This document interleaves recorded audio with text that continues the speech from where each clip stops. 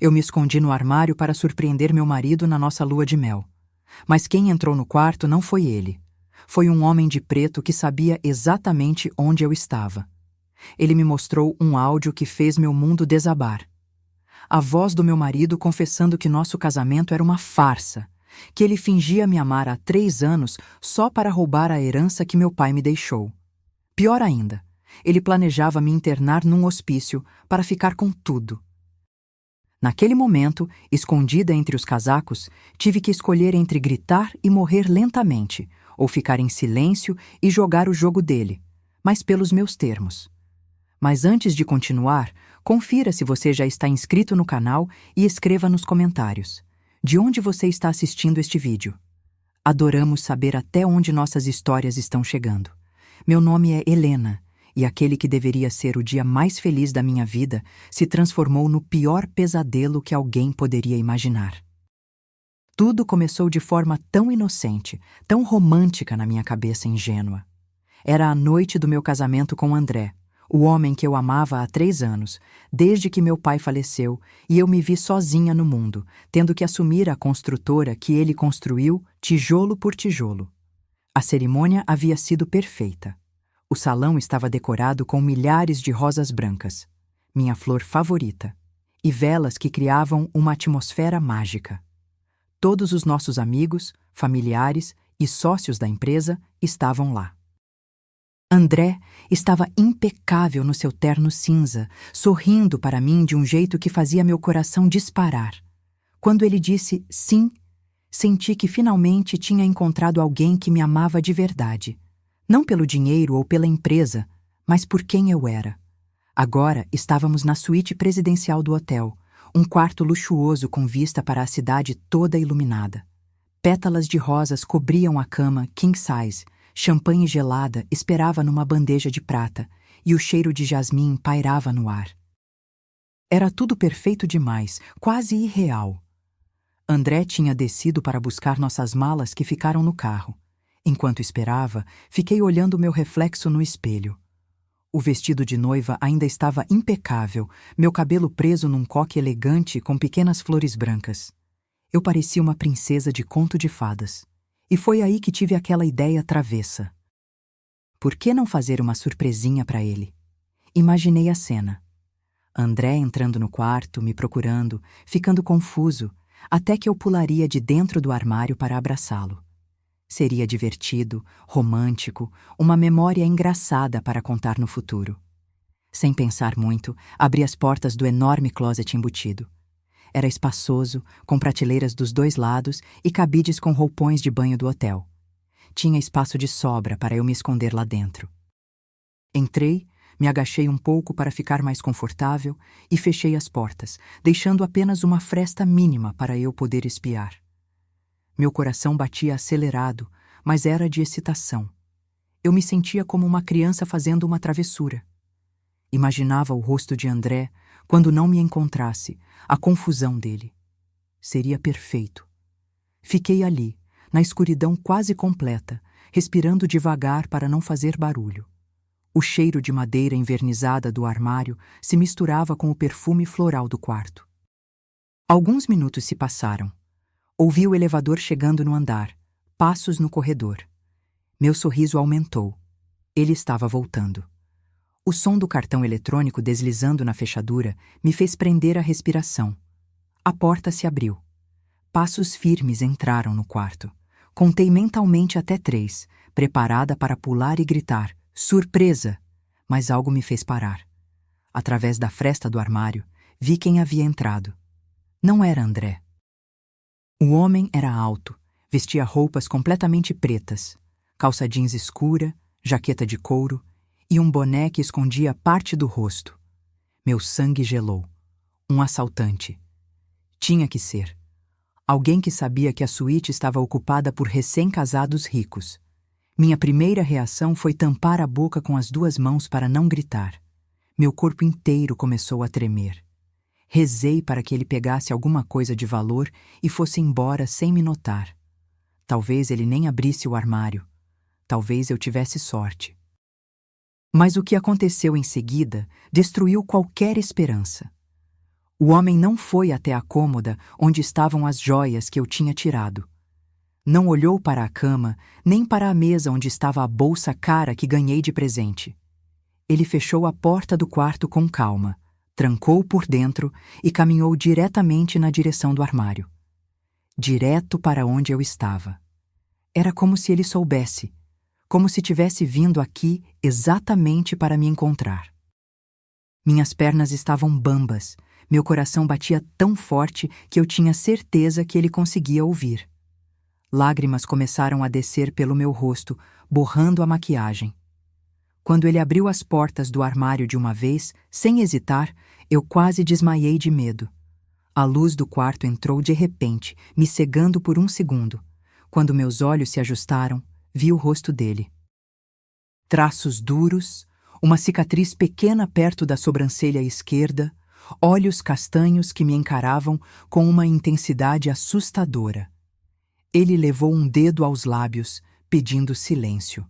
Eu estava prestes a gritar, a tentar fugir, fazer qualquer coisa. Mas então ele tirou um celular do bolso e aproximou da minha cara. Sem dizer uma palavra, apertou o play num arquivo de áudio. O volume estava no máximo, e a voz que saiu daquele aparelho me fez o chão sumir debaixo dos meus pés. Era André, meu marido. O homem com quem eu tinha acabado de casar algumas horas atrás. Mas o que ele dizia naquela gravação não tinha nada a ver com o André que eu conhecia.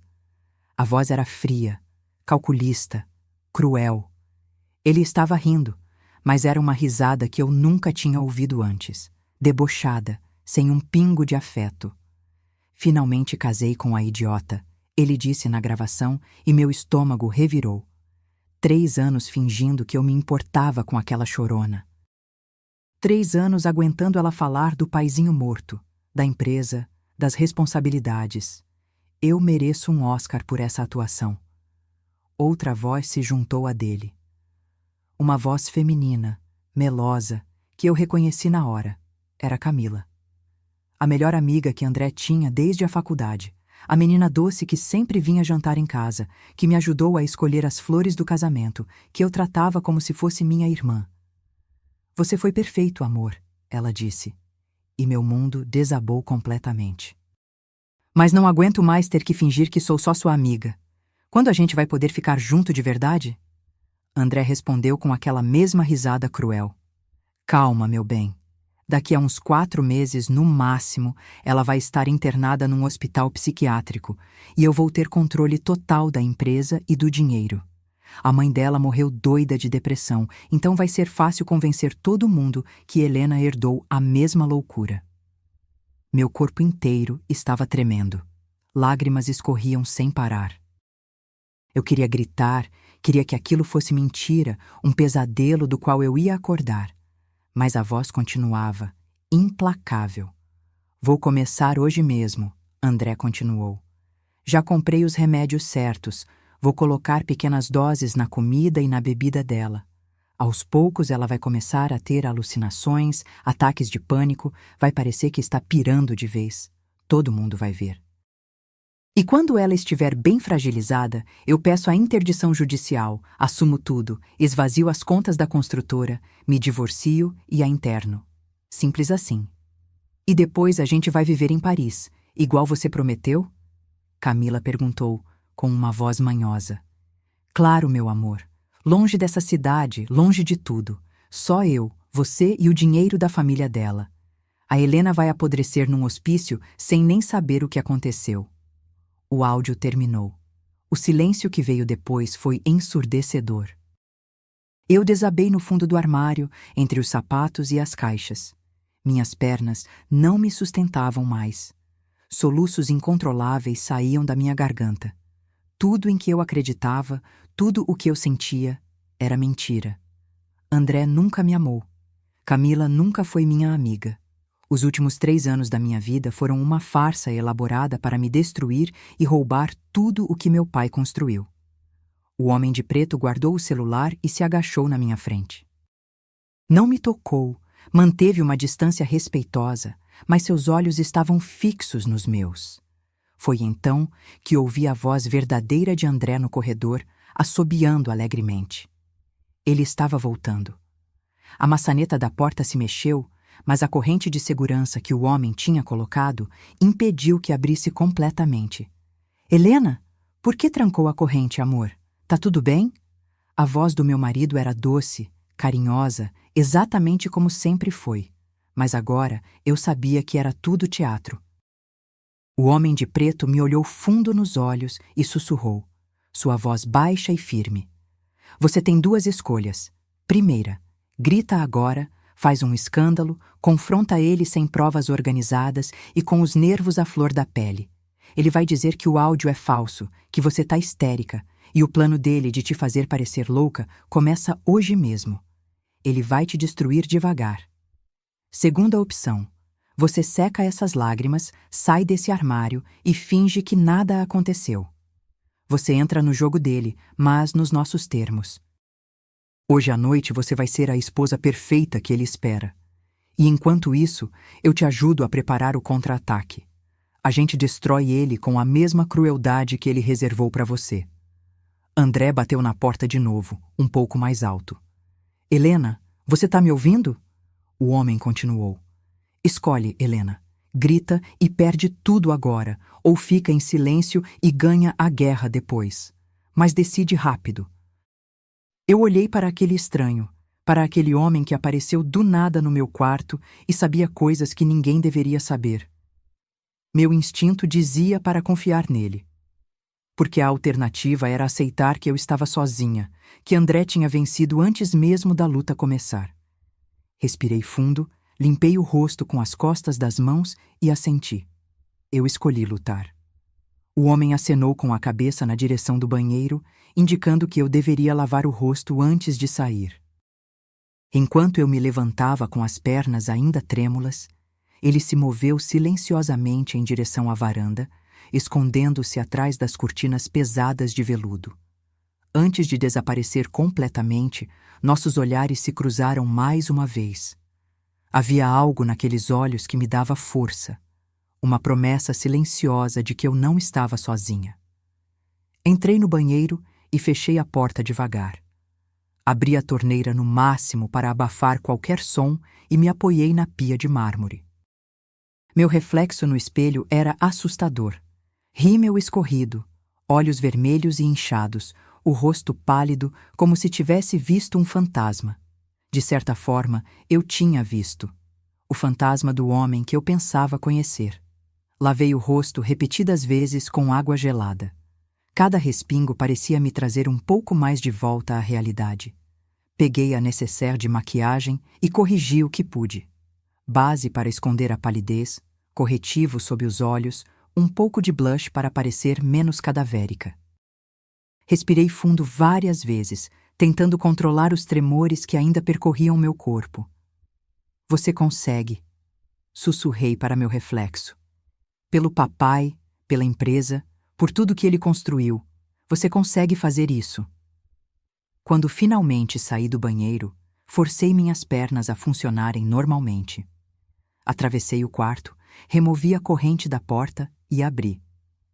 André estava ali, com aquele sorriso largo e apaixonado que eu sempre achei genuíno.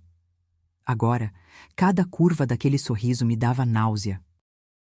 Desculpa, amor, forcei minha voz a sair cansada em vez de quebrada pela dor. Eu estava no banheiro, não ouvi você batendo. Ele entrou rapidamente e me puxou para um abraço apertado. O cheiro do perfume dele, que antes me acalmava, agora me sufocava.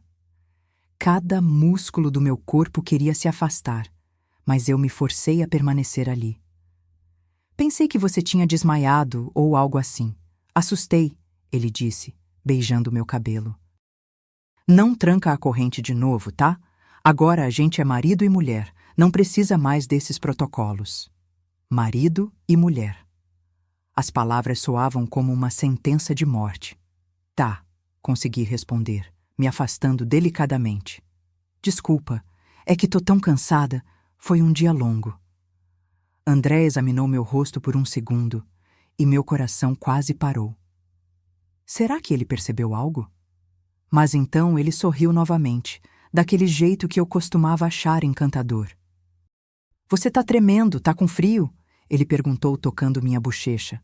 Aquele toque me fez sentir suja. O ar-condicionado tá muito forte. Menti, me afastando para pegar um copo de água. Minha garganta estava seca como lixa. Deixa eu ir me trocar então. Esse terno tá me matando de calor desde a cerimônia, ele disse, indo em direção ao closet onde eu tinha me escondido minutos atrás. Meu coração disparou. E se o homem de preto ainda estivesse lá? Mas quando André abriu as portas completamente, não havia ninguém.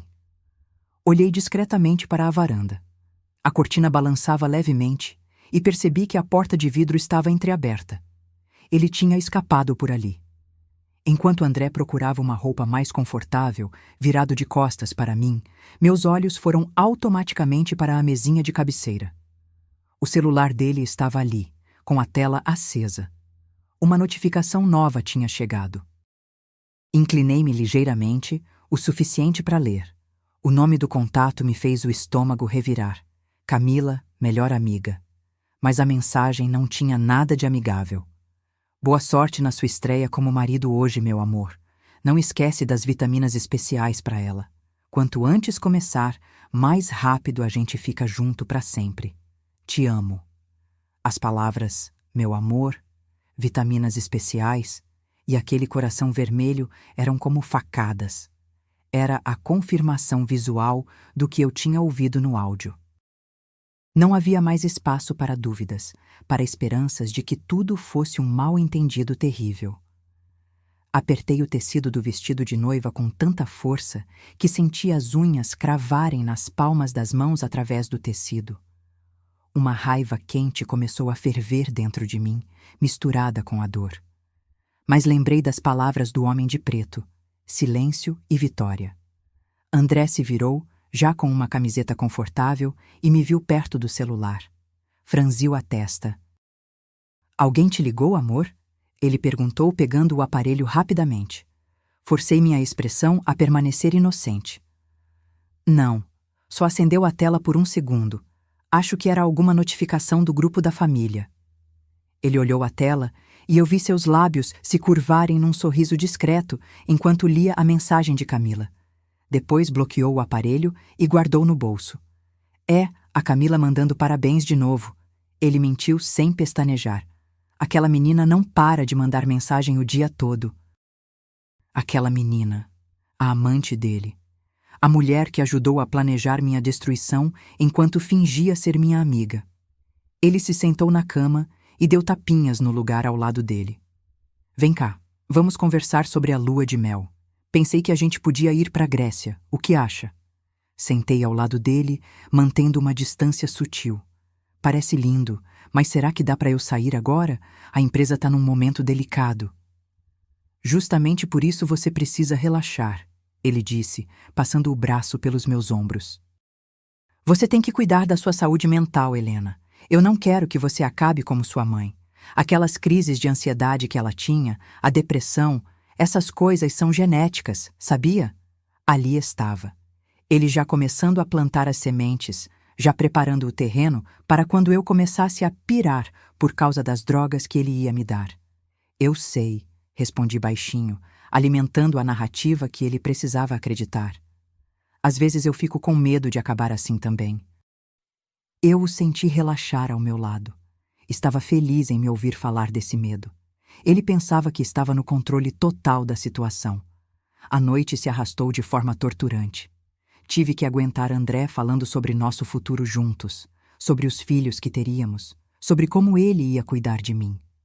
Cada palavra era como vidro moído sendo enfiado na minha garganta. Quando ele tentou me beijar de forma mais íntima, usei a desculpa de estar menstruada e exausta para evitar qualquer tipo de contato mais profundo. Não se preocupe, amor, ele disse, beijando minha testa com uma ternura falsa que me deu vontade de vomitar. A gente tem o resto da vida. Hoje você descansa. Finalmente, depois do que pareceram horas intermináveis, ele adormeceu. Ouvi a respiração dele ficando regular, profunda. Esperei mais uns 20 minutos para ter certeza absoluta de que estava dormindo pesado. Então, virei de lado e deixei as lágrimas caírem silenciosamente no travesseiro. Chorei tudo o que tinha segurado durante aquelas horas horríveis. Chorei pelo amor que nunca existiu, pela amizade que era mentira, pelos 3 anos que desperdicei com um homem que só me via como um cofre ambulante. Foi quando minha mão tocou algo entre as almofadas do sofá que ficava no canto do quarto. Era um cartão rígido, pequeno. Peguei com cuidado e olhei a luz fraca que entrava pela janela. Era um cartão completamente preto, sem enfeites, só com letras prateadas que brilhavam levemente. Ricardo Mendes, investigador particular, seguido de um número de telefone. Nada mais. Nem endereço, nem logotipo, nem site. O homem de preto tinha deixado isso para mim antes de ir embora. Segurei aquele cartão como se fosse uma tábua de salvação, porque era exatamente isso. Olhei para André dormindo ao meu lado, roncando baixinho, completamente alheio ao fato de que seu plano perfeito estava prestes a desmoronar. Levantei da cama com muito cuidado, peguei meu celular e me tranquei no closet. Ali, no mesmo lugar onde horas atrás meu mundo tinha desabado, comecei a planejar minha vingança. Com as mãos ainda tremendo, mas agora de determinação em vez de medo, digitei uma mensagem para o número no cartão. Sou a Helena. Me ensine a destruir eles. Quero que sofram tudo o que planejaram fazer comigo, mas multiplicado por 1000. Apertei enviar e apaguei a mensagem imediatamente depois. Encostei a cabeça na parede de madeira do closet e respirei fundo. A menina ingênua que entrou naquele quarto tinha morrido. O que restou foi uma mulher que aprendeu que nem todo mundo que sorri para você deseja seu bem. E que às vezes, para sobreviver, você precisa ser tão fria e calculista quanto seus inimigos. Saí do closet de cabeça erguida. A guerra tinha acabado de começar, e dessa vez eu não seria a vítima, seria a jogadora. Uma semana se passou desde aquela noite que transformou minha lua de mel num inferno silencioso. Para quem olhava de fora, meu casamento era perfeito. As fotos que André postava nas redes sociais mostravam um casal apaixonado. Cafés da manhã românticos, passeios de mãos dadas, sorrisos largos. Tudo uma mentira cuidadosamente construída. Dentro da nossa casa, a mansão que meu pai me deixou, eu tinha me tornado uma atriz premiada. Todas as manhãs, acordava e sorria para o homem que secretamente desejava ver na cadeia.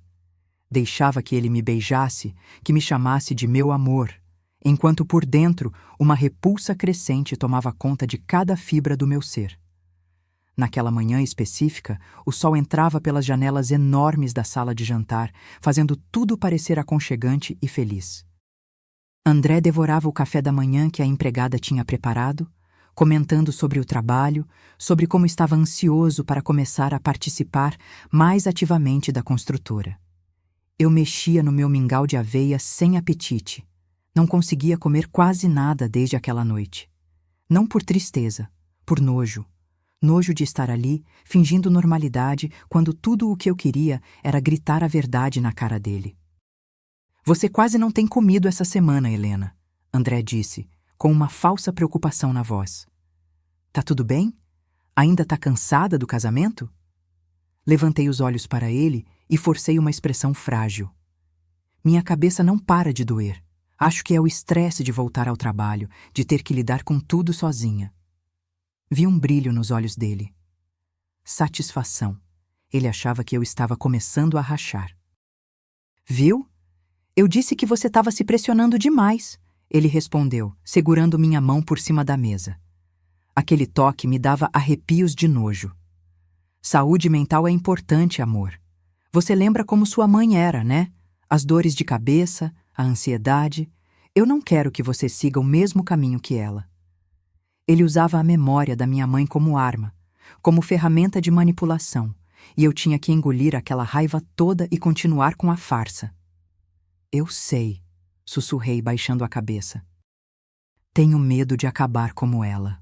Perfeito. Era exatamente o que ele queria ouvir. Mais tarde, naquela manhã, pedi para sair. Disse que ia ao salão fazer as unhas, tentar relaxar um pouco. André não só permitiu, como incentivou, vendo isso como sinal de que eu estava me distraindo com futilidades, que eu estava ficando mais superficial, menos focada nos negócios, exatamente o que ele queria. Mas eu não fui a salão nenhum. Chamei um Uber, troquei de carro 2 vezes no caminho para ter certeza de que ninguém estava me seguindo, e cheguei a um café pequeno e discreto nos arredores da cidade. O lugar era perfeito. Pouca gente, cantos escuros, mesas afastadas umas das outras. Ricardo já estava lá, sentado numa mesa no fundo. Ele usava um boné e uma camisa xadrez comum, nada que chamasse atenção. Quando me viu, não sorriu nem acenou. Apenas deu um leve aceno de cabeça.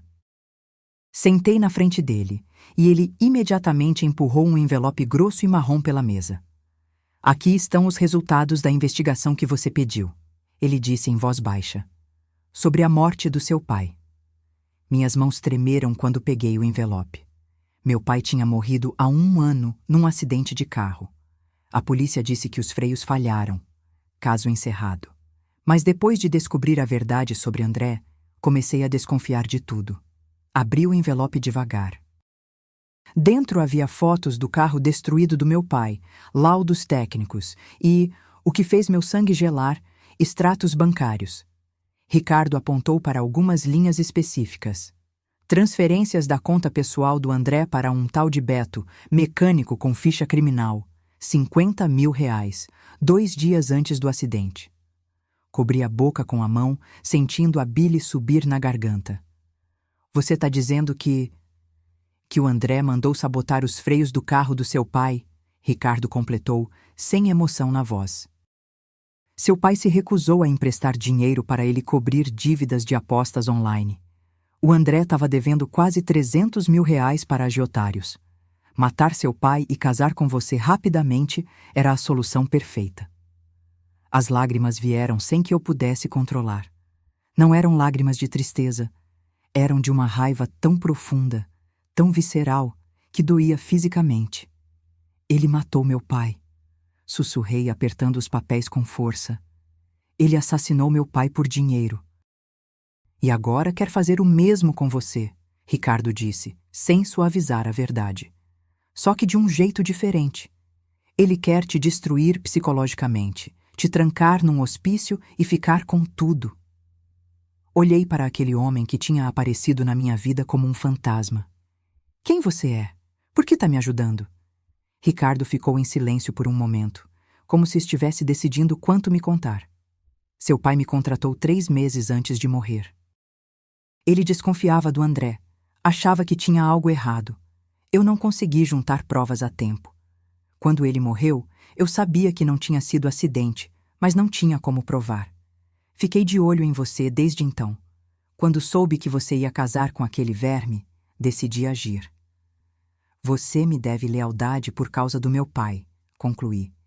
Eu devo justiça, ele corrigiu. E você vai ter. Enxuguei as lágrimas rapidamente. Não era hora de chorar. Era hora de agir. O que eu faço agora? Perguntei. Agora você continua fingindo, continua sendo a esposa perfeita, ingênua, fragilizada, e enquanto isso, a gente junta todas as provas que precisa para destruir ele e a Camila completamente. Assenti, guardando o envelope na bolsa. Mas quando cheguei em casa naquela tarde, um novo pesadelo me esperava. André estava na sala. E não estava sozinho. Sentada no sofá que tinha sido da minha mãe, estava Camila, minha ex-melhor amiga, a amante do meu marido. Ela usava um vestido vermelho justo demais para a ocasião, mas fingia modéstia com um cardigã por cima. Helena! André se levantou com um sorriso. Olha só quem apareceu! A Camila foi despejada do apartamento. Ela não tem para onde ir. Eu disse que ela podia ficar aqui uns dias. A casa é grande, tem quarto de sobra. Camila se levantou com uma expressão suplicante que me deu vontade de arrancar os olhos dela. Desculpa incomodar, Hel. Eu não sabia para onde ir. O André é a única pessoa que tenho aqui na cidade. A única pessoa. A ironia era grotesca. Olhei para os dois ali, na sala da minha casa, encenando aquela farsa. E então sorri, um sorriso doce, acolhedor. Claro, Camila. Você é sempre bem-vinda. Aliás, vai ser bom ter companhia feminina aqui. Quando o André sai, fico muito sozinha. Vi o alívio nos rostos deles. Pensaram que tinham me enganado de novo. Mas ter a inimiga morando sob o meu teto significava que eu podia vigiar cada movimento dela. E foi exatamente o que fiz. Naquela mesma noite, enquanto André e Camila conversavam na varanda, instalei as microcâmeras que Ricardo tinha me dado. Minúsculas, do tamanho de uma moeda pequena. Coloquei uma atrás de um quadro na sala, outra entre os livros no escritório, mais uma na cozinha. Todas conectadas a um celular secundário que eu mantinha escondido. Antes de dormir, checava as imagens. E foi assim que vi. André na cozinha, preparando meu chá de camomila da noite. Olhando ao redor nervosamente antes de tirar um envelope minúsculo do bolso e despejar um pó branco na minha xícara. Mexendo até dissolver completamente. Gravei tudo. Cada segundo daquele ato criminoso. Quando ele subiu com a bandeja, todo sorridente e carinhoso, eu estava na cama esperando. Trouxe seu chá, amor. Vai te ajudar a dormir melhor e acalmar esses nervos. Peguei a xícara, senti o calor através da porcelana. Você é tão atencioso. Levei a xícara aos lábios, fingindo que ia beber. Mas então comecei a tossir, como se tivesse queimado a boca. Nossa, tá muito quente! Reclamei, colocando a xícara de volta na bandeja. Naquele momento, o celular dele tocou. André se virou para atender.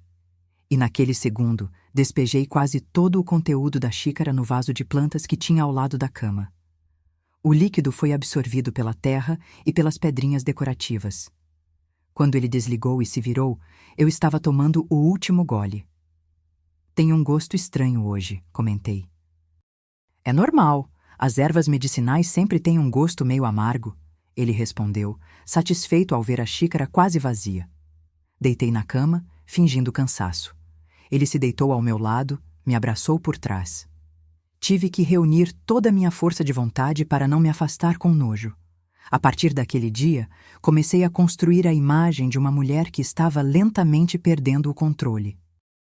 Na frente da Camila, fingia esquecer onde tinha guardado as coisas, a chamava pelo nome errado, pedia desculpas, confusa. 3 dias depois, durante o jantar, derrubei meu prato no chão e fingi ter um ataque de pânico, gritando que tinha visto uma sombra no canto da sala. O barulho dos pratos se quebrando, meus gritos, minhas lágrimas, tudo parecia real demais. André e Camila correram para me acalmar, me ajudaram a deitar. Mas quando acharam que eu não estava olhando, trocaram sorrisos satisfeitos. Eu os vi através do reflexo no espelho e sorri por dentro. O jogo tinha começado, e eles não faziam ideia de que eu conhecia todas as regras. Os dias foram passando, e minha performance como mulher à beira do colapso foi ficando cada vez mais convincente. Eu sabia exatamente o que André e Camila esperavam ver, então era isso que eu dava a eles. Uma mulher frágil, confusa, instável, exatamente o que precisavam para justificar uma interdição judicial. Mas enquanto fingia estar perdendo o controle, na verdade, eu estava ganhando poder. Cada encontro secreto com Ricardo me fornecia mais informações, mais provas, mais armas contra meus inimigos. Numa quinta-feira chuvosa, Ricardo me passou documentos que ele tinha conseguido através de uma fonte dentro do cartório. Camila e André eram casados. Religiosamente casados há 2 anos, numa cerimônia pequena numa capela afastada da cidade, muito antes de ele sequer ter me pedido em namoro. Nosso casamento é uma farsa legal, eu disse, olhando os papéis. Ele já era casado quando subiu no altar comigo.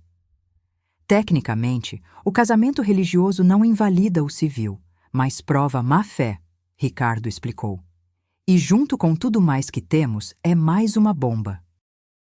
Também descobri que Camila mantinha um apartamento em nome de outra pessoa, onde guardava documentos, dinheiro em espécie e passaportes falsos, tanto dela quanto do André. Era o plano de fuga deles. Quando terminassem de me destruir e pegar todo o dinheiro, iam sumir do país com identidades falsas. Preciso entrar nesse apartamento, eu disse. Ricardo franziu a testa. É arriscado. Se te pegarem lá...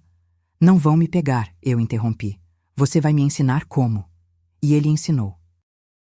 Passou uma tarde inteira me mostrando como arrombar fechaduras simples, como usar um decodificador eletrônico em cofres básicos, como me mover sem fazer barulho.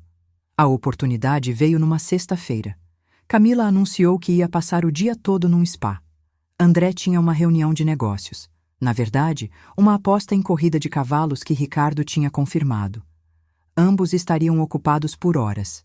Fingi uma enxaqueca terrível e disse que ia ficar em casa dormindo. Assim que os vi sair, me troquei. Calça preta, blusa preta, tênis escuros, boné. Peguei uma mochila pequena com as ferramentas que Ricardo tinha me dado. O trajeto até o prédio onde ficava o apartamento secreto da Camila pareceu durar uma eternidade. Meu coração batia tão forte que eu sentia as pulsações no pescoço. Nunca tinha feito nada ilegal na vida. E ali estava eu, prestes a invadir a casa de alguém. Mas não era qualquer alguém. Era a mulher que estava ajudando a destruir minha vida.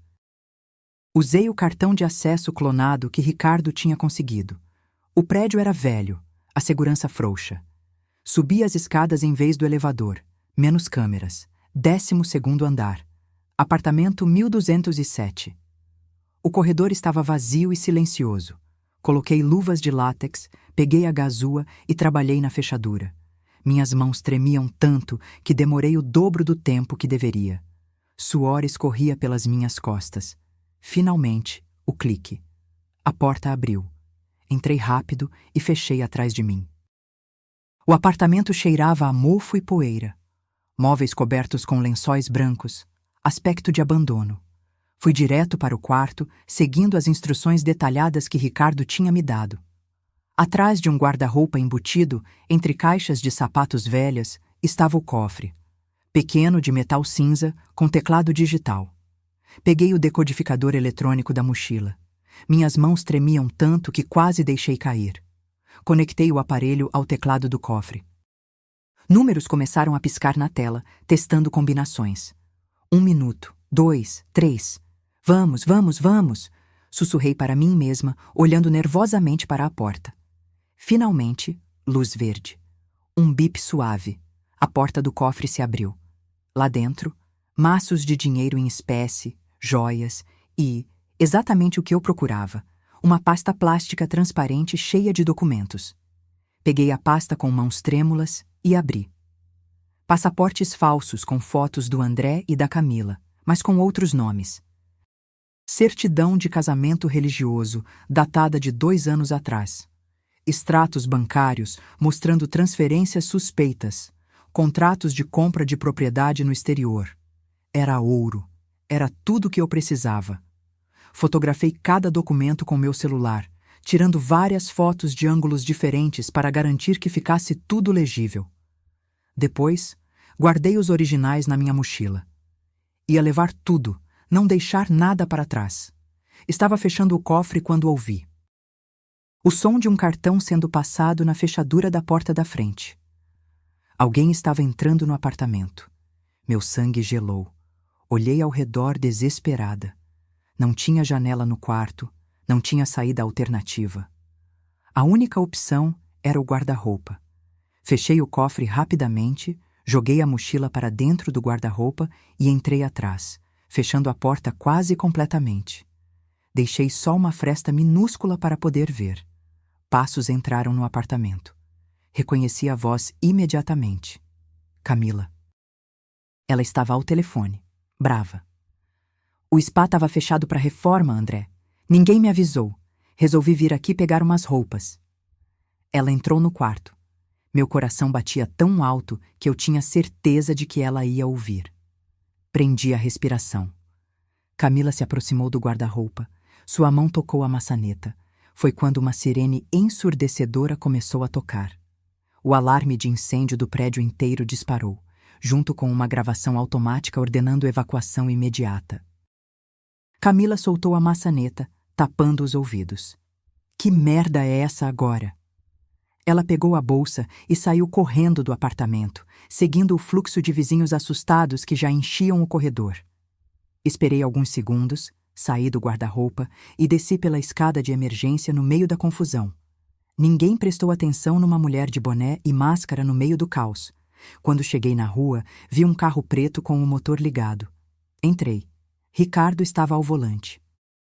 Você disparou o alarme, eu disse, ainda com o coração acelerado. Você demorou demais. Achei melhor dar uma ajudinha, ele respondeu, olhando para a mochila. Conseguiu o que precisava? Abri a mochila, mostrando os documentos. Tudo. Ele sorriu.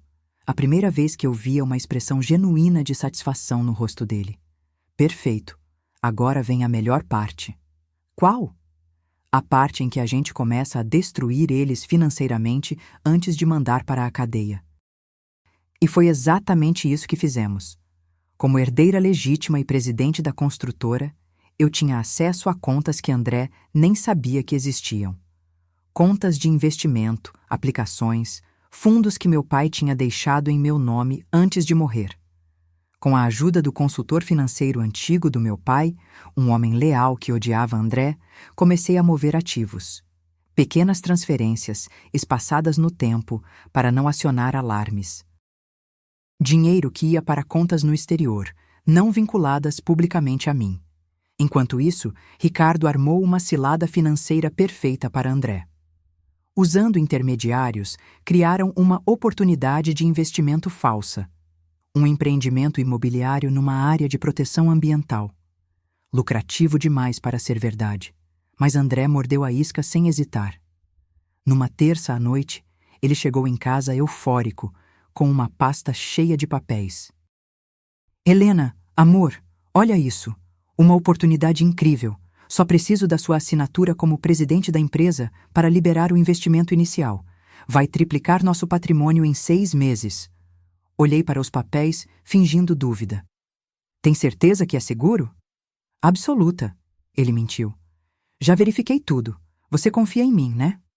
Peguei a caneta, assinei, mas alterando sutilmente meu traço, de forma que depois eu pudesse alegar coação ou falsificação.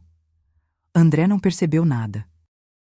Ele só via os milhões de reais que achava que iam cair na conta dele. O que ele não sabia é que aquele dinheiro ia desaparecer, e todas as provas iam apontar para ele como o culpado. Enquanto o desmoronamento financeiro começava, eu plantei outra semente, a da discórdia. Numa tarde, enquanto Camila pintava as unhas na sala, sentei ao lado dela casualmente. Camila, comecei, com voz sonhadora. Você conhece uma tal de Clara? Ela levantou os olhos.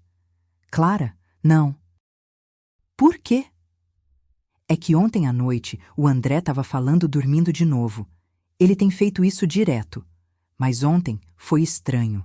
Ele murmurou algo tipo: quando eu tiver o dinheiro, vou ter que me livrar da Camila. Ela sabe demais. É perigosa. A Clara vai ser mais fácil de controlar.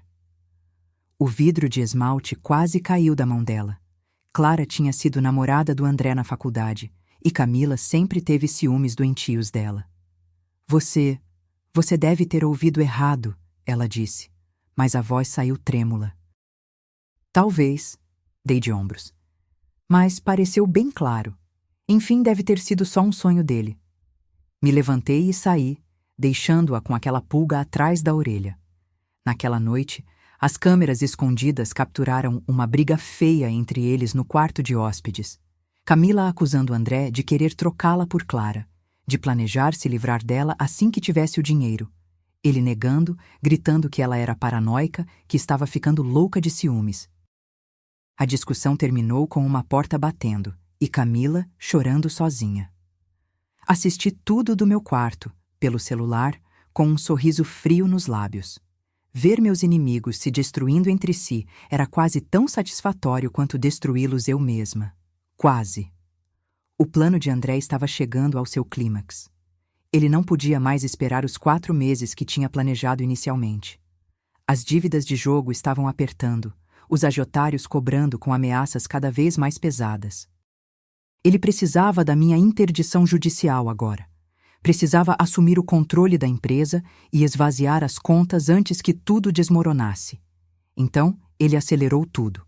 Numa manhã de terça-feira, criei o cenário perfeito para ele. Durante o café da manhã, acidentalmente, derrubei um vaso de cristal que tinha sido da minha mãe. O som do vidro se estilhaçando ecoou pela sala de jantar inteira. Então comecei a gritar. Gritos histéricos, guturais, como se estivesse possuída. Me joguei no chão, me encolhi num canto, abraçando os joelhos e chorando convulsivamente. Mamãe! Mamãe! Eu vi ela! Ela estava aqui! Por que você foi embora, mãe? As empregadas ficaram paralisadas de susto. André ficou em choque por alguns segundos antes de perceber que aquilo era exatamente o que ele precisava. Ele correu até mim, tentando me acalmar, mas eu continuei gritando, me debatendo. Sai de perto! Você não é quem diz ser! Sai! Foi a performance da minha vida. André pegou o celular e ligou imediatamente. Doutor Siqueira, minha esposa está tendo uma crise violenta. Ela está alucinando, vendo a mãe morta, quebrando coisas. Preciso que o senhor venha hoje fazer uma avaliação. Preciso pedir a interdição judicial dela antes que ela se machuque. Doutor Siqueira era o psiquiatra corrupto que André tinha no bolso. Tinha certeza de que ele ia dar o laudo que André queria. Incapacidade mental, necessidade de internação, perigo para si mesma e para outros. O que André não sabia é que Ricardo tinha interceptado aquela ligação e que já tinha providenciado um impedimento para o Dr. Siqueira chegar até aqui. 2 horas depois, tocaram a campainha. André correu para atender, esperando encontrar seu psiquiatra de estimação. Mas quem estava na porta era outro médico, acompanhado de 2 enfermeiras de um hospital psiquiátrico renomado. Quem é o senhor? André perguntou desconfiado. Doutor Ferreira, o doutor. Siqueira sofreu um pequeno acidente de trânsito. Nada grave, mas ele me pediu para substituí-lo com urgência. Entendo que seja uma avaliação importante. Não pode ser adiada. André hesitou. Cancelar tudo agora significava perder o momento, perder a desculpa que tinha criado. E ele estava tão convencido de que as drogas tinham me deixado mentalmente comprometida que achou que qualquer médico confirmaria isso. Tá bom, ele concordou. Entre. Eles subiram até o quarto onde eu estava descansando após a crise. Eu estava deitada na cama, com o cabelo despenteado, olhos vazios olhando para o teto. Parecia uma mulher à beira do abismo. Doutor Ferreira sentou numa cadeira ao meu lado. André, Camila e o advogado dele ficaram em pé ao fundo do quarto, como testemunhas. Helena, o médico começou, voz calma e profissional. Pode olhar para mim? Lentamente, virei a cabeça na direção dele. Deixei meus olhos demorarem alguns segundos para focar, como se estivesse confusa. Você sabe que dia é hoje? Ele perguntou. André reprimiu um sorriso. Ele achava que eu ia dar respostas descoordenadas, falar de coisas aleatórias, provar que estava louca. Mas em vez disso, eu parei de cambalear. Sentei ereta na cama, passei a mão pelo cabelo arrumando e olhei diretamente nos olhos do médico. Sim, doutor. É terça-feira, dia 23 de março. Estou na minha casa, no meu quarto. E sei exatamente por que meu marido está tão nervoso para que o senhor declare que eu sou louca. André empalideceu. Durante a hora seguinte, respondi a todas as perguntas do Dr. Ferreira com perfeita clareza mental. Testes de memória, cálculos matemáticos, raciocínio lógico. Passei em tudo com louvor. Dei um relato coerente e detalhado dos últimos dias, sem contradições, sem sinais de alucinação ou delírio. André estava suando frio. Camila tinha cerrado os punhos, as unhas cravando nas palmas das mãos. Finalmente, o Dr. Ferreira fechou sua pasta e se virou para André. Senhor André, de acordo com minha avaliação completa, sua esposa está em perfeita saúde mental. Ela não apresenta sintomas de psicose, depressão grave, demência ou qualquer condição que justifique uma interdição judicial. Vou emitir um laudo declarando-a plenamente capaz. Isso é impossível! André explodiu. Ela tá tomando remédio há semanas. Ela teve uma crise histérica hoje de manhã. Remédio? Que tipo de remédio? O doutor Ferreira franziu a testa. André percebeu o erro tarde demais. Quer dizer, chás calmantes, só isso. Quando o médico e as enfermeiras saíram, André ficou parado no meio do quarto, em choque. Camila olhava para mim com ódio puro nos olhos. Me levantei da cama devagar, alisando minha blusa. Caminhei até André e parei bem perto dele. Inclinei para sussurrar no ouvido. Sabe aquele chá que você tem preparado para mim todas as noites? Com aquele pozinho especial? Nunca tomei nenhum. Desde o primeiro dia, eu despejava tudo naquela planta ali do canto. A única coisa envenenada aqui foi a planta, não eu. Vi a cor sumir do rosto dele. Ele parecia ter visto um fantasma. Eu fingi tudo, continuei, minha voz fria como gelo. Cada crise, cada esquecimento, cada momento de loucura. Você foi o espectador mais fácil de enganar que já existiu. E agora? Agora sua ruína começa de verdade. Naquele momento, sirenes de polícia começaram a soar lá fora. Viaturas parando em frente à casa. Ricardo tinha alertado as autoridades sobre o golpe do investimento imobiliário falso. As evidências apontavam todas para André como o mentor.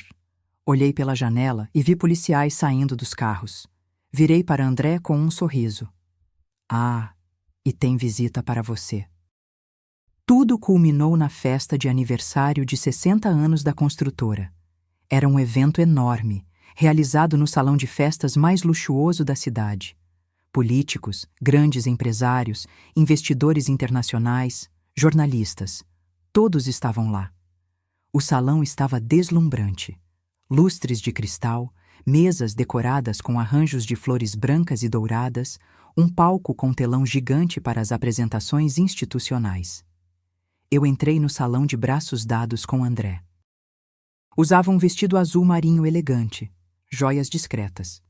Ele estava num terno preto novo, sorrindo para as câmeras, mas eu sentia a atenção em cada músculo do corpo dele. Desde a visita do Dr. Ferreira, ele andava pisando em ovos. Não sabia exatamente quanto eu sabia, até onde meu fingimento tinha ido, mas não podia recuar agora. Ainda tinha a esperança de reverter a situação, de me convencer de que tudo era mal entendido. Do outro lado do salão, Camila circulava num vestido vermelho berrante demais para a ocasião. Ela bebia champanhe nervosamente, sentindo os olhares de julgamento. Rumores sobre ela estar morando na minha casa já corriam soltos. A cerimônia começou com os discursos tradicionais. Executivos falando sobre legado, crescimento, futuro. E então chegou minha vez de subir ao palco. O salão ficou em silêncio quando peguei o microfone. Boa noite a todos. Obrigada por estarem aqui nessa data tão importante para a empresa que meu pai fundou com honestidade e muito trabalho. Hoje não estamos só comemorando 60 anos de sucesso, estamos aqui para falar a verdade. Fiz uma pausa dramática, olhando diretamente para André. Quando cupins infestam uma casa, eles são invisíveis no início, mas aos poucos destroem toda a estrutura por dentro. Hoje vou apresentar para vocês os cupins que quase destruíram tudo que meu pai construiu. Vi André empalidecer. Ele começou a se levantar da cadeira, mas já era tarde. As luzes do salão se apagaram, e no telão gigante atrás de mim começou a passar um vídeo. Era uma compilação das filmagens das câmeras escondidas. André e Camila na sala da minha casa, rindo enquanto planejavam minha destruição. A voz dele ecoou pelos alto-falantes do salão inteiro. Só mais alguns meses e ela tá trancada num hospício. Aí a gente pega tudo e vaza para a Europa. Gasps de choque ecoaram por todo o salão. Jornalistas imediatamente começaram a filmar a tela e depois o rosto de André. Mas o vídeo continuou. Imagens dos documentos, os passaportes falsos, a certidão de casamento religioso entre André e Camila, datada de 2 anos atrás, os extratos bancários mostrando o desvio de fundos da empresa, as transferências para o mecânico que sabotou o carro do meu pai. Era uma exposição pública total. 60 anos de reputação da empresa sendo defendidos enquanto os criminosos eram expostos. André tentou correr para a saída lateral, empurrando pessoas pelo caminho. Mas Ricardo estava lá, bloqueando a porta. "Para onde você vai, André? A festa está só começando." André, perdendo completamente o controle, tentou dar um soco em Ricardo. Mas ele desviou fácil, torceu o braço do André e o jogou contra a parede. Em segundos, policiais que já estavam infiltrados no evento apareceram e o algemaram. Do outro lado do salão, Camila tentava sua própria fuga. Gritava que tinha sido forçada, que era vítima, que ia testemunhar contra André. Mas era tarde demais. Ela foi escoltada por policiais femininas enquanto berrava, chorava, xingava. Fiquei no palco, assistindo os dois serem levados embora em meio aos flashes das câmeras e ao burburinho chocado dos convidados. Não senti alegria eufórica, não senti triunfo. Senti apenas um alívio profundo. Como se um peso gigantesco tivesse sido tirado do meu peito. Mas mesmo assim, eu sabia que predadores capturados ainda podiam ser perigosos. E eu estava certa. 2 dias depois do escândalo na festa, a mídia ainda estava enlouquecida. Meu rosto estava em todos os jornais, em todos os sites de notícias. Herdeira desmascara marido golpista. Esposa engana o enganador. A vingança perfeita de Helena Alcântara. Eu não dei entrevistas. Não quis transformar minha dor em entretenimento. Apenas liberei um comunicado breve através do departamento jurídico da empresa. Estava comprometida em restaurar a integridade da construtora e honrar o legado do meu pai. André e Camila foram presos, mas o sistema judicial tinha suas falhas. Apesar da montanha de evidências contra eles, um advogado caro, pago com os últimos recursos escondidos que André tinha, conseguiu prisão domiciliar para ele alegando problemas cardíacos e prometendo colaboração com a justiça. Camila não teve a mesma sorte. Ficou presa numa cela comum, furiosa com André por ter conseguido privilégios que ela não teve. E foi aí que ela começou a falar. Contou tudo aos investigadores, cada detalhe sórdido do plano, incluindo coisas que nem eu sabia. Aparentemente, depois de me internar e ficar com o dinheiro, André planejava simular um suicídio meu dentro do hospital psiquiátrico.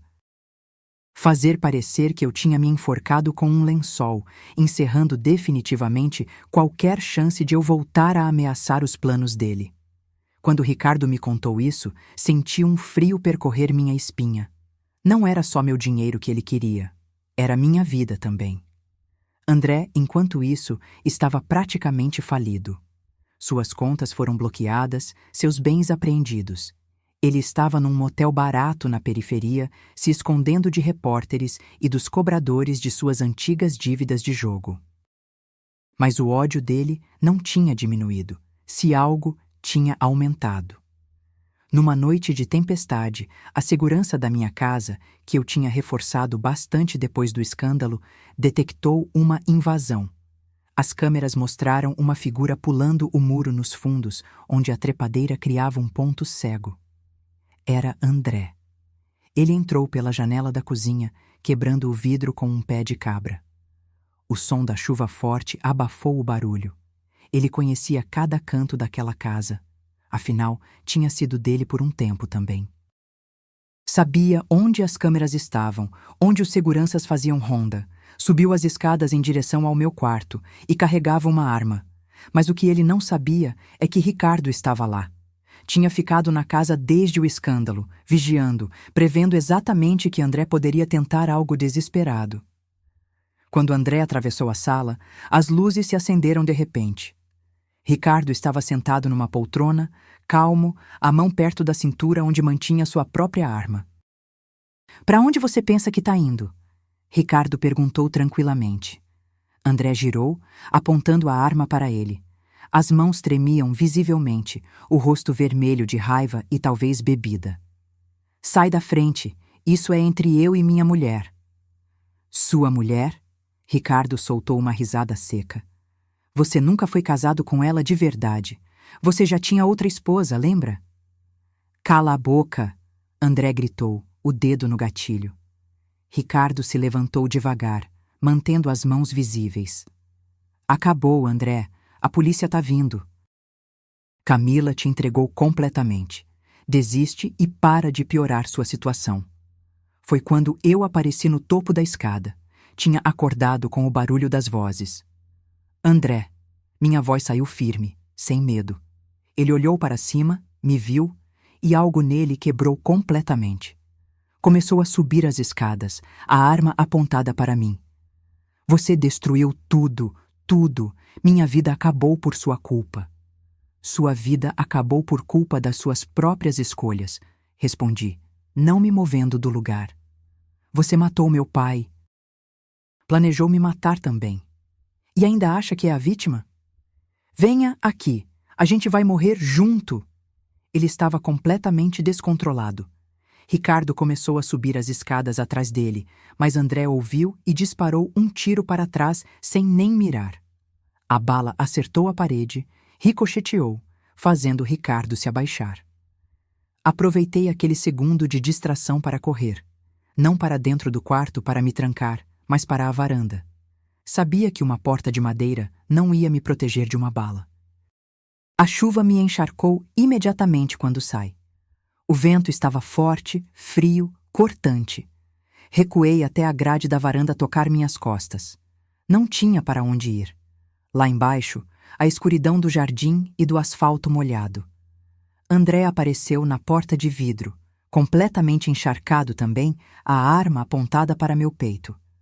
Acabou. Não tem mais câmeras, não tem mais advogados, não tem mais ninguém para te salvar. Só você e eu. Ergui o queixo, olhando diretamente nos olhos dele. A chuva misturada com lágrimas, não de medo, mas de raiva. A mulher frágil que você conheceu morreu naquela noite de lua de mel. A mulher na sua frente é seu pior pesadelo. Ele soltou uma risada amarga. Pesadelo? Você não passa de uma... Não terminou a frase. Ricardo apareceu por trás, ainda sangrando levemente de um arranhão que a bala tinha causado, e se jogou sobre André. Os dois caíram no chão molhado da varanda, rolando, lutando. A arma voou para o lado, batendo num vaso de flores. Ricardo estava enfraquecido pela perda de sangue. André, tomado por uma adrenalina desesperada, lutava como um animal. Conseguiu dar um empurrão forte que jogou Ricardo contra a parede. Então rastejou em direção à arma. Helena, corre! Ricardo gritou, tentando se levantar, mas sem forças. André pegou a arma, começou a se levantar, se virando na minha direção. E foi quando algo dentro de mim despertou. Não era mais medo, era raiva pura. Lembrei de todas as aulas de defesa pessoal que Ricardo tinha me dado nas últimas semanas.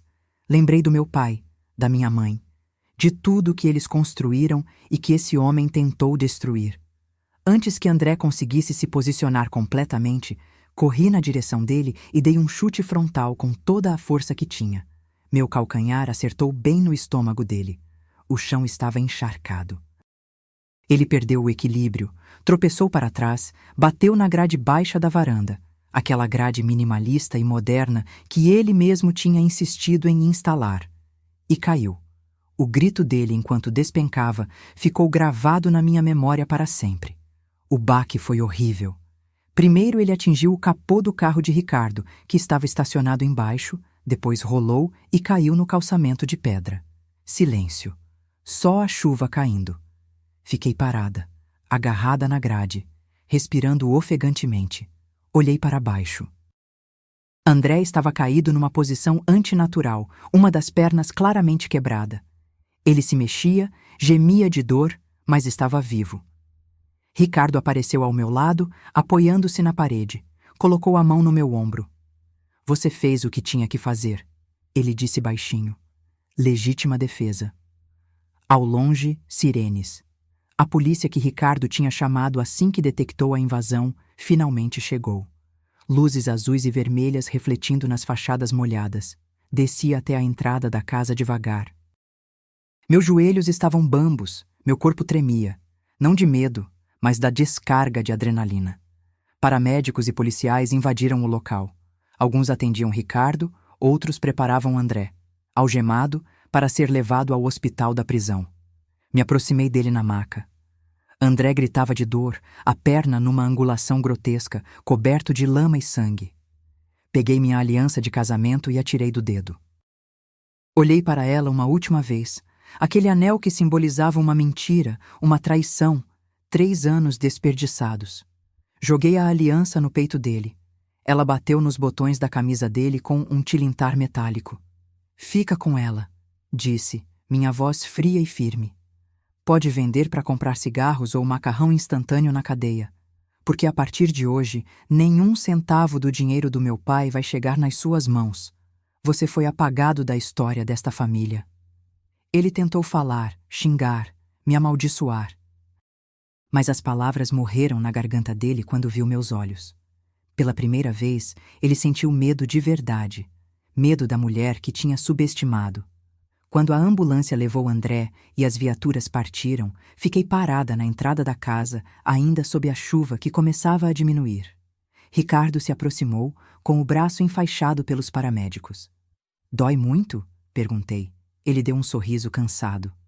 "Nada comparado ao que você aguentou esses meses todos. Meu braço sara em semanas. Seu coração vai demorar mais." Assenti. Era verdade. As cicatrizes emocionais iam demorar muito mais para curar do que qualquer ferimento físico.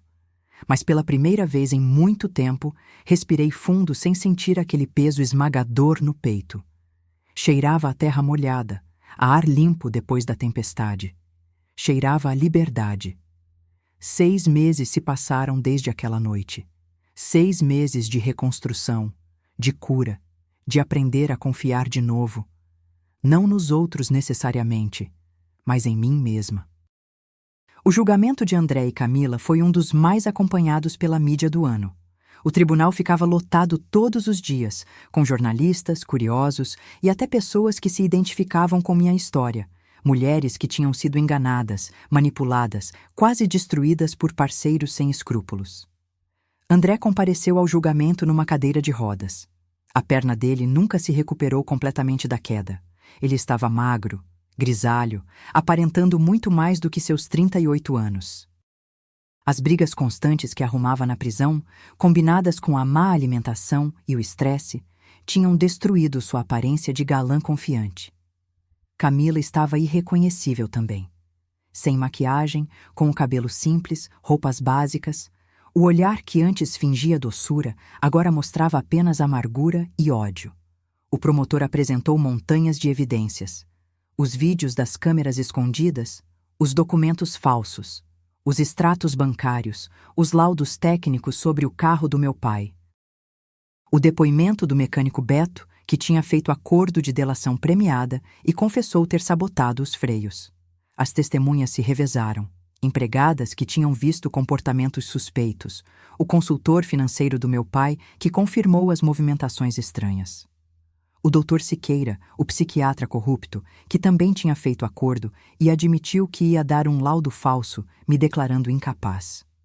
Camila tentou jogar tudo nas costas do André. Disse que tinha sido manipulada, que era vítima também, que ele tinha ameaçado ela. Mas as evidências mostravam claramente que ela era cúmplice ativa em tudo, desde o planejamento até a execução. Quando chegou minha vez de testemunhar, subi ao banco com a cabeça erguida. Não tremi, não chorei. Contei tudo com clareza e objetividade. A noite em que descobri a verdade, o medo, a raiva, a decisão de lutar. André me encarou durante todo o depoimento, aqueles olhos que um dia fingiram amor agora cheios de ódio puro. A sentença foi lida numa quinta-feira chuvosa. A juíza, uma mulher de uns 60 anos com um olhar severo mas justo, não teve piedade. Pelos crimes de homicídio qualificado, tentativa de homicídio, estelionato, fraude, falsidade ideológica, entre outros, condeno André Santos e Camila Ferreira a pena de 30 anos de reclusão em regime fechado, sem possibilidade de progressão de pena nos primeiros 15 anos.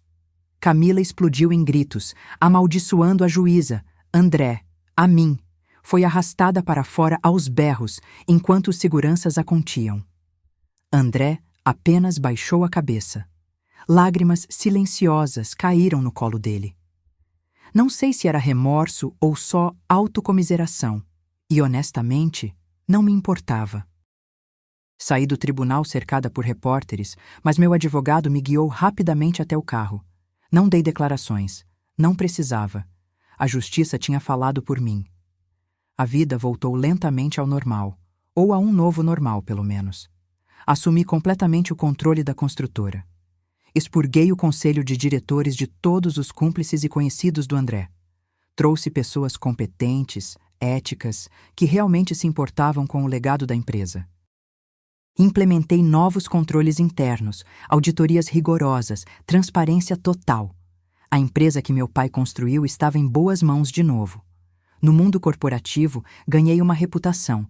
Alguns me chamavam de Dama de Ferro, outros de Viúva Negra. Um apelido que eu detestava, mas que reconhecia a origem. Eu era firme, mas não cruel. Exigente, mas justa. Numa tarde de outono, em vez de ir direto para casa depois do trabalho, dirigi até o cemitério onde meus pais estavam enterrados. O céu tinha aquele tom dourado característico do fim da tarde. As árvores balançavam suavemente com a brisa. Era pacífico ali. Parei diante dos túmulos lado a lado. Mármore preto, bem cuidado, com os nomes gravados em letras douradas: Rafael Alcântara e Laura Alcântara. Ajoelhei, coloquei os buquês de lírios brancos que tinha trazido e passei a mão carinhosamente sobre os nomes. Oi, pai. Oi, mãe. Comecei, minha voz baixa. Eu sei que faz tempo que não venho aqui. Desculpa, andei. Ocupada. Dei uma risada sem humor. Mas acabou. Ele pagou pelo que fez, pelos dois. A empresa tá segura. Eu tô segura. Vocês podem descansar em paz agora. Eu prometo que vou cuidar de tudo que vocês construíram. Prometo que vou honrar a memória de vocês. Uma lágrima escorreu, mas dessa vez não era de dor, era de alívio, de conclusão. Eles ficariam muito orgulhosos de você. Me virei. Ricardo estava ali, a alguns metros de distância, usando calça social e uma camisa azul clara. Sem a jaqueta de couro que sempre usava. Parecia diferente, mais acessível. Há quanto tempo você tá aí? Perguntei, me levantando e limpando a lágrima. Acabei de chegar. Trouxe isto, ele disse, mostrando uma pasta. É o relatório final do caso. Oficialmente, você não precisa mais dos serviços de um investigador particular. Peguei a pasta, mas não olhei para dentro. Olhei para ele. É um adeus? Ricardo coçou a nuca, num gesto incomum de nervosismo. Bem, nosso contrato profissional acabou, mas soube que a empresa está procurando um novo chefe de segurança.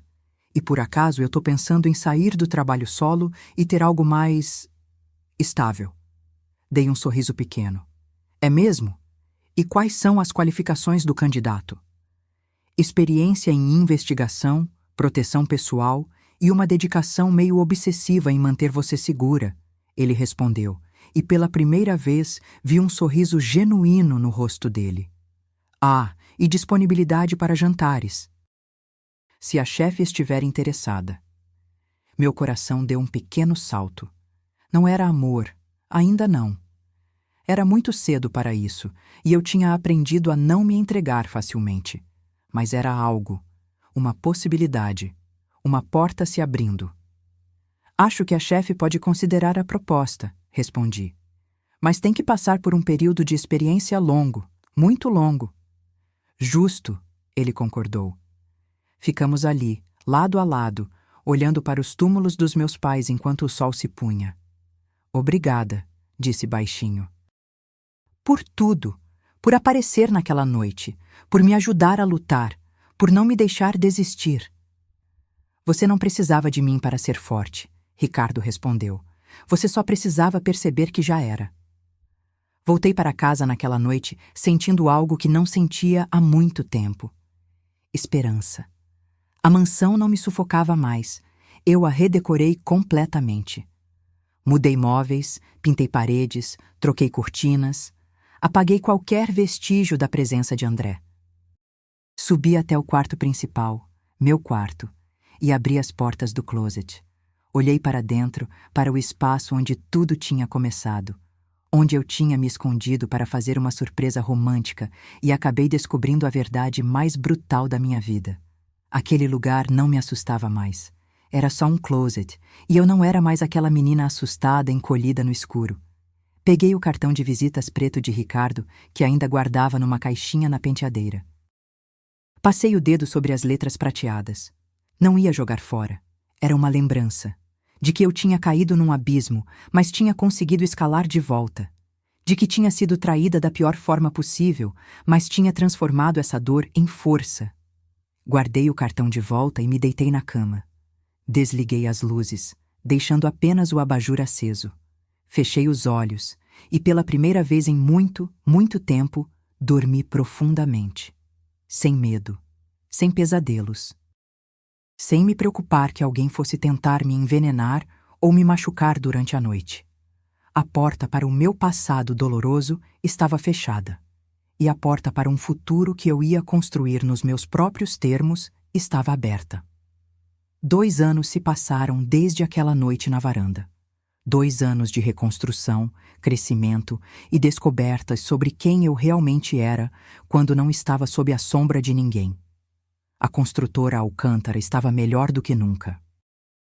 Ganhamos vários prêmios de ética empresarial, expandimos para 3 novos estados e nossa reputação foi completamente restaurada.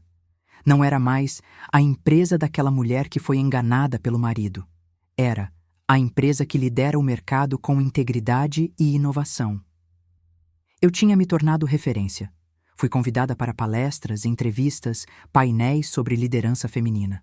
No início, recusei todas, não queria ser definida pela minha tragédia. Mas depois percebi que minha história podia ajudar outras mulheres. Mulheres presas em relacionamentos abusivos, mulheres sendo manipuladas, mulheres que achavam que eram loucas quando, na verdade, estavam sendo sistematicamente destruídas. Então comecei a aceitar alguns convites selecionados. Nunca falava em detalhes sórdidos.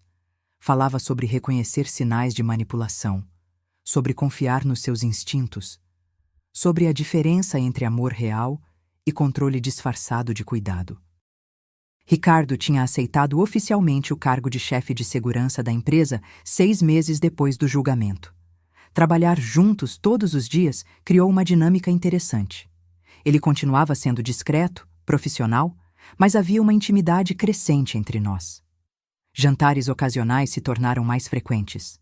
Conversas sobre trabalho se transformavam em conversas sobre vida, sonhos, medos.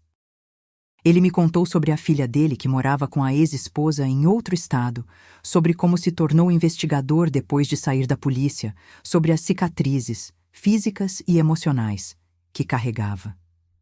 Eu contei sobre minha infância privilegiada, mas solitária, sobre a pressão de assumir a empresa tão jovem quando meu pai morreu, sobre como tinha sido manipulada não só por André, mas por tantas outras pessoas ao longo da vida que só viam minha conta bancária.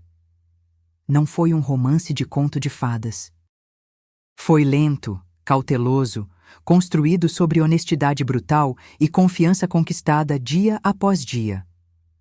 Um sábado à tarde, 1 ano e meio depois do julgamento, Ricardo me levou para conhecer sua filha.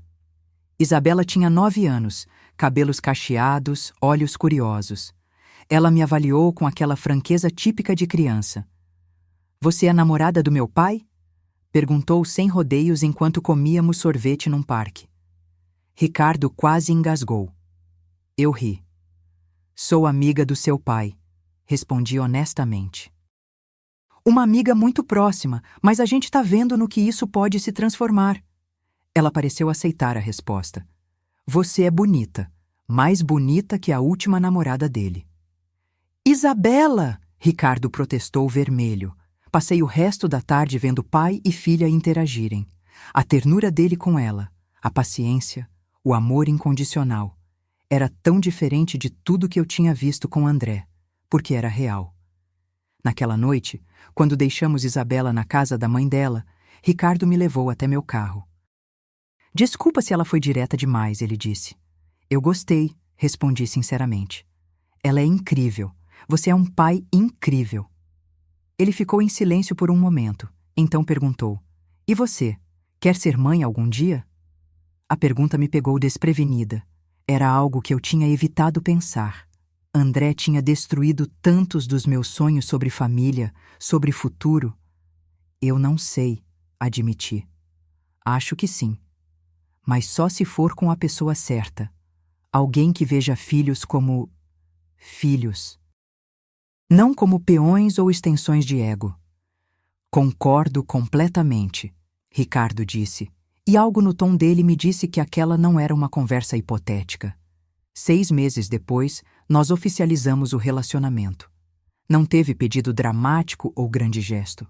Foi numa noite tranquila, depois de um jantar em casa, quando eu estava reclamando que sempre tinha que marcar como solteira em formulários.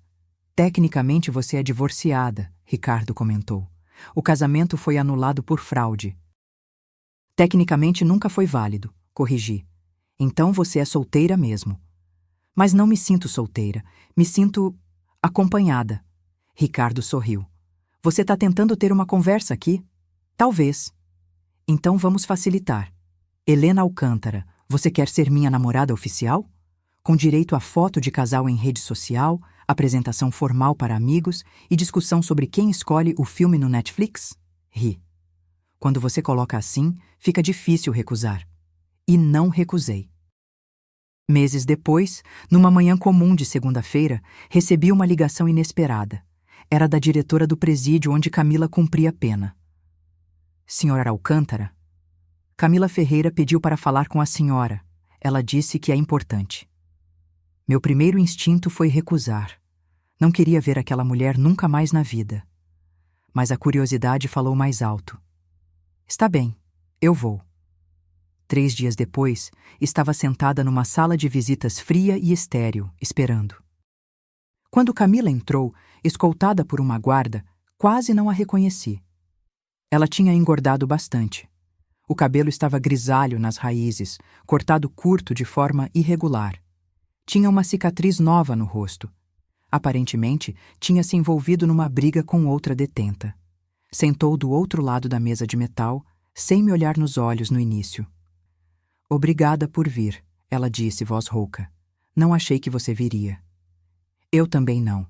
O que você quer, Camila? Ela finalmente levantou os olhos. Estavam vermelhos, cansados.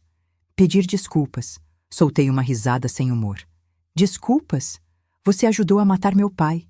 Planejou me trancar num hospício. E você acha que desculpa resolve? Não resolve, ela admitiu, lágrimas começando a cair. Eu sei que não resolve nada, mas eu preciso dizer mesmo assim. Eu fui monstruosa.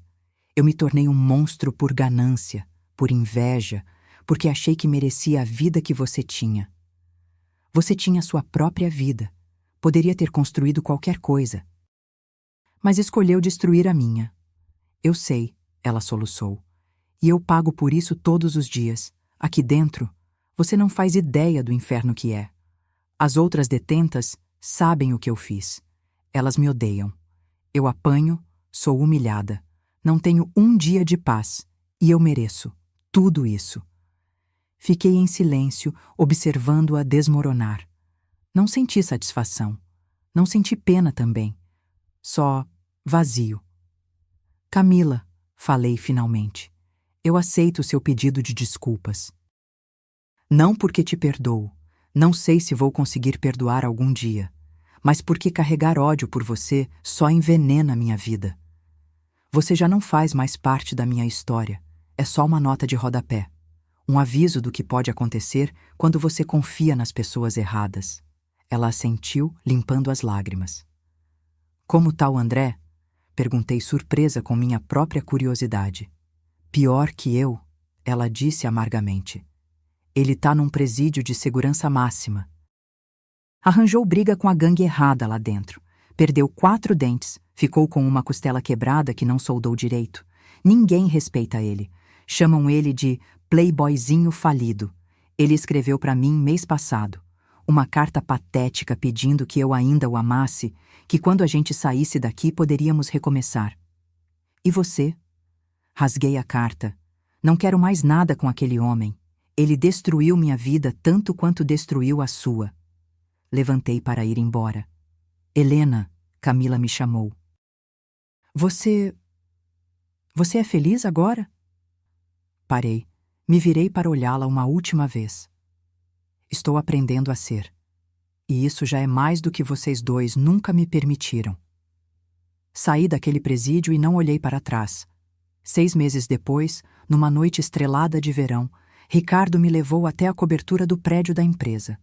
Tinha preparado um jantar simples ali.